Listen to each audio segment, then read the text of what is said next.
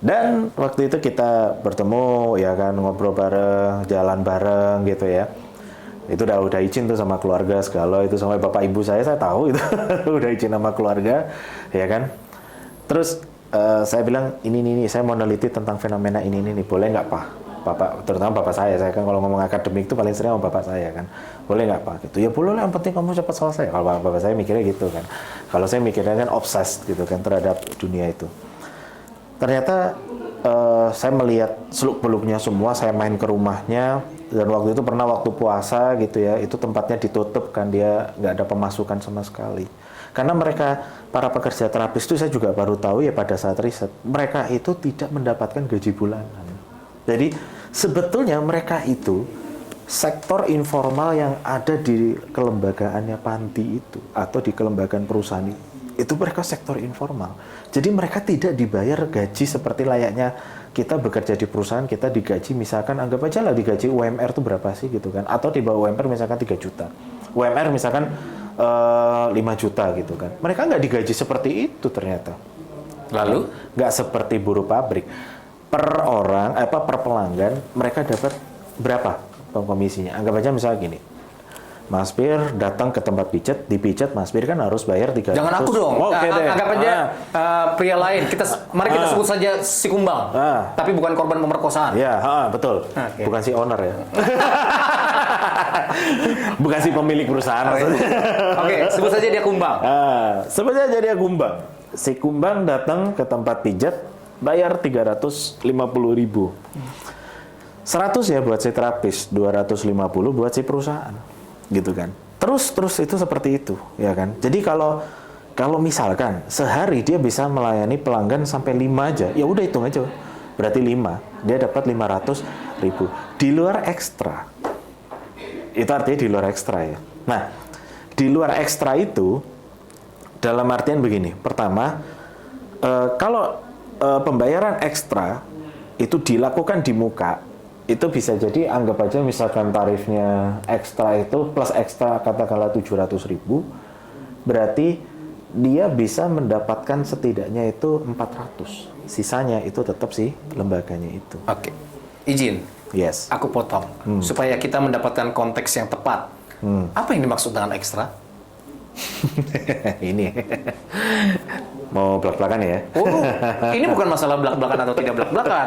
Okay. Ini adalah masalah memberikan konteks karena yang nonton tidak semua punya irisan pengalaman dan rujukan yang sama dengan apa yang ada di otak kita. Jadi perlu untuk diberitahu. Okay. Kita kan nggak menghina, nggak merugikan apapun. Kita hanya memberikan konteks cerita. Yeah. Nah, ekstra itu dalam konteks ini adalah ekstra itu kita bisa melihat dari dua sisi. Nah, yaitu dari sisi service, penamaan servisnya. Yang kedua adalah sisi bagaimana kita menggunakan tata bahasa for ekstra itu, untuk ekstra itu. Secara sederhana? Secara sederhana itu begini. Kalau kita bicara ekstra service adalah yang berbau terkait dengan seksual. Intercourse atau hubungan seksual? Hubungan seksual. Oke. Itu kan. Langsung berarti hubungan badan? Yes. Tidak ada lebih dari itu atau tidak ada kurang dari itu? Ya, misalnya kurang dari itu. Ada. Kalau kurang pasti ada. Justru itu. Konteksnya seperti apa? Jadi begini. Jadi ada mereka ini mah jangan di florin banget ya. Kita pakai singkatan aja. Enggak dong, nggak apa-apa. Nggak ada masalah. Justru malah kalau disingkat-singkat orang bingung. Ini bahasa planet Mars mana? Atau bahasa planet Pluto? Atau bahasa mana? Oke. Service itu ya sebagian besar ada yang dia menggunakan handjob atau HJ biasa singkatannya. Yaitu pemuasan hasrat dengan menggunakan tangan si terapisnya. Kan gitu kan. Terus yang kedua adalah blowjob. Blowjob itu dengan oral, melalui mulut kan. Nah itu. Bahkan blowjob pun ekstrim. Ada tipikal blowjob itu yang ada istilah the mouth crampy atau not crampy. Yang artinya? Kalau mouth crampy ya udah cairan itu dikeluarkan di mulut. Kan begitu. Ejakulasinya dilakukan di mulut? Dikeluarkan juga di mulut. Tapi kalau without crampy atau no crampy, itu berarti dia ketika keluar ya udah dilepas. Artinya ya loss, kan gitu kan. Jadi seperti itu. Mana yang lebih nikmat? Hah? Nah itu Atau mana? harus tanya pelakunya. Loh, enggak, kan dirimu berteman baik dan mengumpulkan cerita dari teman-teman baik itu. Apakah itu bagian dari cerita yang terungkap? Nah, itu maksudku. Kalau saya bilang berdasarkan informan user aja ya, pengguna gitu, ya kan. Saya pernah bicara dengan si pengguna A gitu ya. Pengguna A pernah Sebut saja dia kumbang lagi dong. ya, kumbang tadi udah pertama. Oh, kumbang lagi. Oke. Kumbang apostrof. Si kumbang dia mendapatkan servis blowjob. Kalau ini ada kumbang versi 1, versi 2, versi 3. Nah, kebanyakan mereka mengatakan yang justru yang bisa sampai ibaratnya keluar itu di mulut gitu, itu jauh lebih nikmat menurut mereka. Ya. Tapi kalau yang ada yang satu bilang kayaknya kurang deh, enakan yang di los aja kan gitu kan gitu. Jadi punya perspektif dan fetish yang pasti berbeda-beda kan setiap orang. Kalau dari sisi pemberi servisnya, mana yang lebih menguntungkan atau memberikan kenikmatan?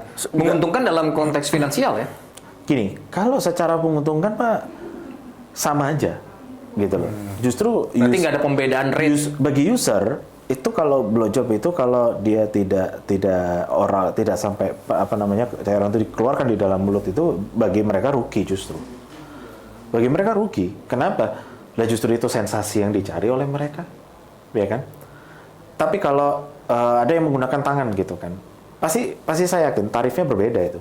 Yang handjob sama blowjob itu pasti tarifnya beda. Handjob itu biasanya jauh lebih murah, gitu. Anggap aja kalau dia misalkan servis terapis, anggap aja misalkan servisnya 150.000, dia handjob itu cuma harganya nambah 150.000 lagi.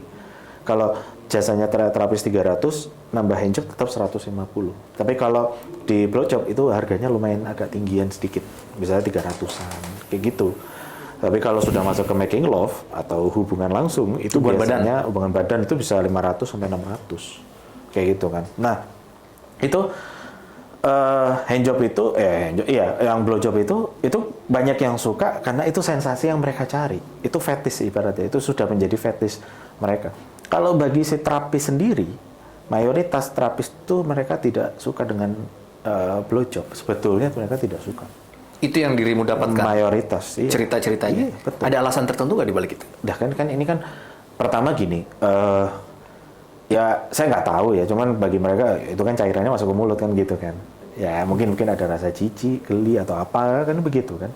Itu yang mereka rasakan gitu, ya kan. Yang mereka rasakan seperti itu. Nah, jadi kebanyakan mereka nawarin itu lebih banyak ke handjobnya gitu. Tapi kalau bagi si pelanggan kurang, handjob mah ngapain gua handjob minta pinjam tangan lu, gua sendiri juga bisa. Kan gitu anggapannya kan. Gua sendiri juga bisa lah handjob gua sendiri.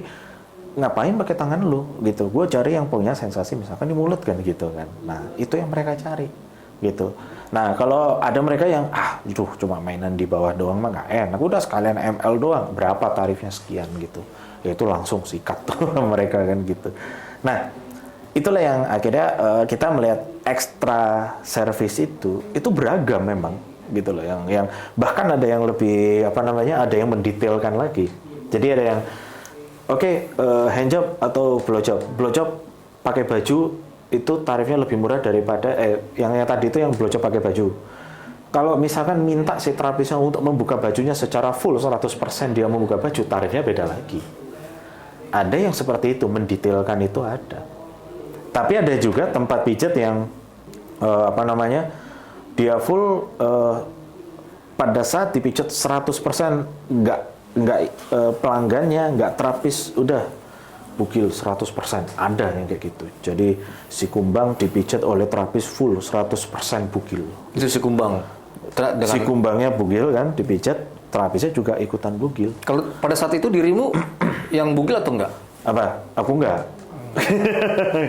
Kebetulan dapat yang, karena kan gini, aku dapat informan itu, teman itu yang tadinya di tempat pijat ini pindah yang ke sini. Yang di sini dia mungkin nggak tahu ya, nggak memenuhi target apa dia nggak nyaman, dia resign, pindahlah ke tempat pijat yang ini.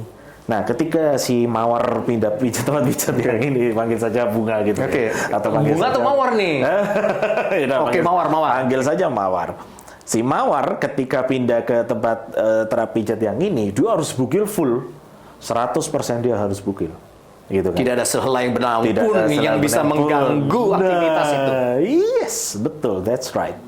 Tapi ujungnya ternyata dia nggak kuat juga karena dia baru kerja setahun apa itu sering masuk angin mungkin. Kan Serius ini cerita menarik ini ya. Iya, karena- Orang mengeluhkan penyakit seksual, ini mengeluhkan penyakit masuk angin. masuk angin. Ini agak-agak konyol kalau boleh dibilang. Justru gini Mas, ya tempat pijat itu secara kesehatan si terapis itu lebih terjamin loh daripada yang dia cuma sekedar main di aplikasi gitu misalkan atau main di jalanan gitu. Kenapa? Karena di tempat pijat itu sudah dapat intervensi kan dari pemerintah. Setiap 3 bulan semua terapis harus tesnya itu adalah HIV gitu. Setiap bulan itu adalah tes kebersihan kelaminnya. Gitu kan. Itu sudah ada pemantauannya Mas. Yang dilakukan ada yang setiap 3 bulan, ada yang dilakukan setiap 6 bulan. Kalau 6 bulan itu tes HIV itu. Setiap 3 bulan itu adalah tes kelamin. Karena kalau tes kelamin, misalnya kelamin bakteri, menimbulkan penyakit seksual menular seperti gonore gitu misalkan. Tapi kalau di tes 6 bulan itu HIV gitu. Dan itu harus dijamin. Harus dijamin kesehatan dan lain sebagainya itu harus dijamin. Bahkan si pelanggan pun itu berhak untuk meminta surat bukti dia sehat. Ya supaya mungkin si user juga harus menjamin bahwa dirinya harus sehat. Itu di tempat kayak gitu ada sertifikatnya, ada indeksnya lah gitu. Anggap aja indeksnya Copernicus gitu misalkan. Gitu ya. Dia dapat indeks ya atau dia dapat pemeringkatan, dapat sertifikat juga kan dari Kementerian Pariwisata. Kayak gitu tuh dapat itu. Ya kan? Jadi dia harus menjamin itu semua. Itu lebih aman menurut saya gitu ya. Tapi saya nggak menyarankan ya, saya nggak merekomendasikan, nggak menyarankan. Tapi kalau berdasarkan dari hasil riset itu sebenarnya lebih aman daripada yang di jalanan atau mereka yang mainnya online gitu. Itu sama sekali nggak bisa dijamin itu. Dan gimana mau menjamin? Pengawasnya siapa? Pemantaunya siapa? Pengintervensiannya siapa? Nggak ada. Tapi kalau yang di tempat pijat kan, karena dia berani memberikan servis-servis ini, itu dengan catatan ya dia harus bisa menjamin memberikan kesehatan kepada pelanggannya. Bukan hanya kesehatan pelanggan dipijat pegel, badan pegel jadi nggak pegel, badan yang tadinya masuk angin jadi nggak masuk angin gitu kan. Tapi juga harus menjamin kesehatan secara seksualnya itu harus dijamin. Jadi pelanggan jangan sampai kemudian komplain atau marah-marah, saya terakhir ke tempat ini tuh saya terkena penyakit gonore misalkan kayak gitu kan. Nggak mungkin saya main dengan perempuan lain karena saya terakhir itu di tempat ini. Wah itu bisa kena itu. Habis itu riwayatnya terapis, riwayatnya tempat pijat kalau sampai ada seperti itu kan. Kalau apalagi dia laporannya sampai ke kementerian sampai kan lebih gawat lagi kan. Itu. Nah, jadi kalau servis-servis tadi itu harus dijamin kesehatannya pastinya kan. Gitu. Tapi yang pasti ya dia para pelanggan kalau Anda sudah memilih untuk hubungan seksual dengan si terapis ya Anda harus menggunakan caps. Kan begitu kan. Caps itu kondom maksudnya. Oh iya, menggunakan kondom itu tadi gitu kan. Anda harus menggunakan caps atau menggunakan kondom itu udah menjadi prosedur ibaratnya itu harga mati, tidak boleh ditolak sama sekali. Kalau Anda tidak menggunakan itu ya udah silakan gitu, tidak ada servis tambahan. Bahkan tidak boleh ada pemaksaan si user untuk melepas caps dari si terapis dan terapis pun juga tidak ada pemaksaan untuk melepas caps si user gitu. Kalau sama-sama kalau user tidak bersepakat, ini tidak bersepakat ya sudah dibatalkan saja juga nggak apa-apa. Nah, Anda cukup membayar jasa pijatnya saja. Seperti itu. Oke, ini udah kemana-mana nih. Jadi ada kata kunci caps, ada kata kunci kesehatan, Iya. ada kata kunci alasan mengapa melakukan pemijatan. Yes. Nah, ini yang menarik. Kita coba satu-satu. Aku ingin ngobrolin lebih jauh tentang kata kunci alasan. Aktivitas pijat memijat ini. Yang dalam kurung ada yang dengan tambahan layanan tertentu atau dalam kurung yang lain tanpa tambahan layanan tertentu. Yes. Yang mau ku singgung lebih jauh adalah apa yang sudah kita obrolin sejauh ini kan lebih kepada alasan dirimu sebagai atau dirimu dalam perspektif yang pernah mengalami aktivitas pemijatan, atau si kumbang yang melakukan pemijatan dan dengan extra service tadi, atau hal-hal serupa yang dari sisi konsumen. Bagaimana dengan sisi si terapisnya? Pertanyaannya lebih kepada asumsi yang beredar, khususnya saya ya. Iya. Yang aku tahu lebih kepada mereka-mereka itu terjebak seringkali ke alasan ekonomis untuk melakukan atau untuk memberikan layanan seperti itu. Paham. Dan itu banyak ditemukan di cerita-cerita baik itu yang berbasis ilmiah maupun yang cerita mitologi gitu. Yes, I know. Apalagi itu kalau nggak salah sempat juga disinggung oleh bukunya Muammar MK gitu ya, tentang transaksi ekonomi itu ya, yang berbau bisnis. Bisnis lendir itu. Iya. Tapi benarkah seperti itu? Gini, kalau itu menyangkut lama, hal-hal apa namanya, teori lama ya, nggak baca gitu ya. Kita melihat sebagai teori lama, Atau temuan lama ya? temuan lama, iya benar. Tapi kalau saya berdasarkan dari penelitian, saya tidak pernah percaya yang namanya seorang terapis atau di dalam prostitusi itu betul-betul pure karena ekonomi. Itu saya nggak gitu percaya sebetulnya. Maksudnya? Saya pernah melakukan satu tester kepada para terapis. Contohnya begini, ada waktu itu si terapis anggap aja Melati gitu namanya ya. Oke. Saya pernah tes begini, Melati, kamu kalau dapat pelanggan, misalkan orangnya cowok, cowok gitu ya, bau badan gitu-gitu gimana? Apa bau badan? Bau badan. Yang jelas tidak menyenangkan lah ya. Tidak menyenangkan. Dia nggak masalah. Mau bau badan, mau apa, itu dia nggak masalah. Nggak masalah untuk memberikan layanan. Dia memberikan layanan gitu. Pijatan dan itunya. Dan plusnya. Oke. Plus ekstra plusnya itu. Nggak masalah dia. Oke. Berarti profesional. Profesional. Satu ya. Orangnya mau kurus, mau gemuk gitu kan. Ternyata ketika saya bicara masalah postur fisik, ada yang menolak. Ternyata. Terlalu kurus gitu kan. Atau ya saya mungkin kelihatan seperti rangka tulang saja, itu banyak yang tidak mau menerima service plusnya, itu nggak mau. Walaupun si pelanggannya udah kepingin, udah kebelet gitu ya. Tapi Emang boleh dia melakukan penolakan? apa? Boleh. Mungkin macam-macam alasannya. Itu yang paling sering ya, kondisi merah gitu. Itu yang paling Sedang sering. datang tamu. Iya. Bulanan. Datang matahari. Nah, itu yang paling sering. Yang paling sering dijadikan sebagai alasan. Alasan lain adalah kesehatannya lagi nggak bagus, gitu. Itu alasan itu. Itu pernah saya temukan, gitu kan. Kalau dia profesional, seharusnya dia terima dong.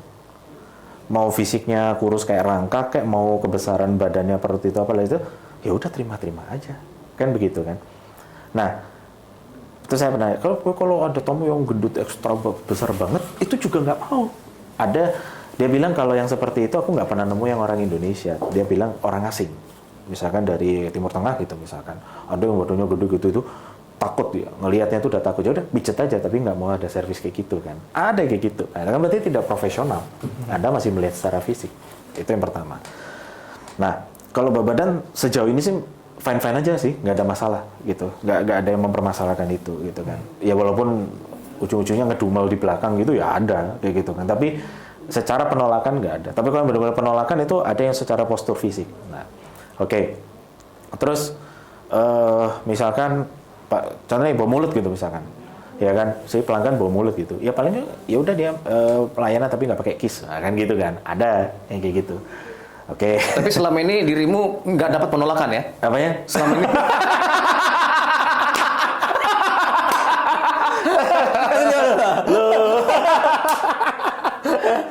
Jelas nggak dapat penolakan. Oke. Karena apa? Berarti tidak bau mulut, tidak bau badan. Justru saya sering ditawarin.